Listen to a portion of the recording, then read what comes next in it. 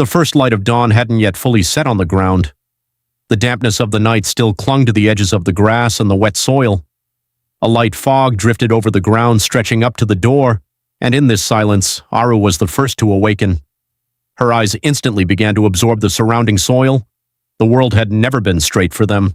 Every mark, every broken branch, every pressed stone held a message for them. Nala held the kite close while Aru slowly bent down to the ground and began to touch the soil. There were some marks there, light but clear. Press down with a ball, then spread it forward a little like two fingers. These weren't the marks of a small animal. They were those of a herd, hoofprints of some prey, some animal that could satisfy their hunger for a few days. But ancient humans didn't just hunt by running. They had to seek. They had to watch, understand, and wait. And today was a day of this very lesson. Aru pointed to Nala with his finger on the soil.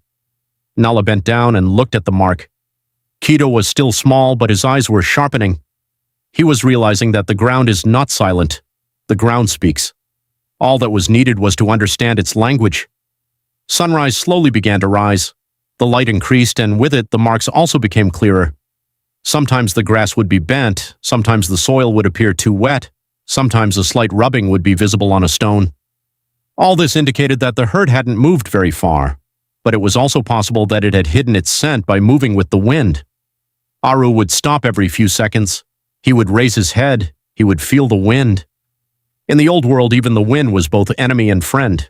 If a human scent reached the prey, all the hard work would go to waste. That's why Aru wasn't going straight back. He was feeling dizzy. He was walking by, following the direction of the wind. Keto tried to touch a mark on the soil, but Nala gently stopped his hand. He taught the child that some things are seen, not destroyed. Tracking isn't just about finding. Tracking is about remembering. Each mark leads to the next. After some time, they found fresh dung among the dry soil. A faint smoke-like heat was still emanating from it. This meant that the herd had passed by here not long ago. Now Aru's pace slowed even further. Hunger was fast, but hurrying was dangerous. In his old life, wandering often meant death, not hunger. Around noon, he caught his first glimpse. The door was a small hut, thin-legged, alert, listening to every sound. He was pacing at the edge of the open field. Aru, Nala, and Keto stopped behind stones and along grass. There was food in front, but the food was also alive, and living things were best avoided. Aru tried to slowly get closer by staying close to the wind, but he stopped for a moment. The wind picked up his scent and carried him to the flock. Suddenly, two heads rose together. Then the entire flock ran away like a wave. A cloud of dust rose, the sound of feet thumping on the ground, and in a few breaths, everything disappeared. The prey had fled. For the first time, Keto saw that hunger could come very close and yet remain empty-handed. Nala pulled him closer. Aru remained still for a while. He didn't yell or attack, because a mature man had to learn not only to hunt, but also to tolerate failure. This was the real lesson of the day. Aru returned to the place where the herd had fled. He felt the wind again. He looked at the ground again. He looked at his steps again. The mistake was clear. He had come in a straighter line. He hadn't seen the wind change completely.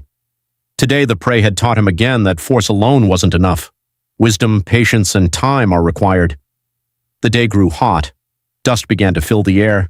The herd had moved away, but the tracks were still missing. Hoofprints grew deeper. In some places the soil was dug up as if the animal had stopped and sniffed. In one place they found hair stuck between the stones. In another place they saw a small dried drop of blood. There was a weak animal in the herd, perhaps injured, perhaps lagging behind. And in the old world, weakness often became someone else's life. Now tracking wasn't just about following, now it was about choice. Instead of following the herd directly, Aru began studying the terrain.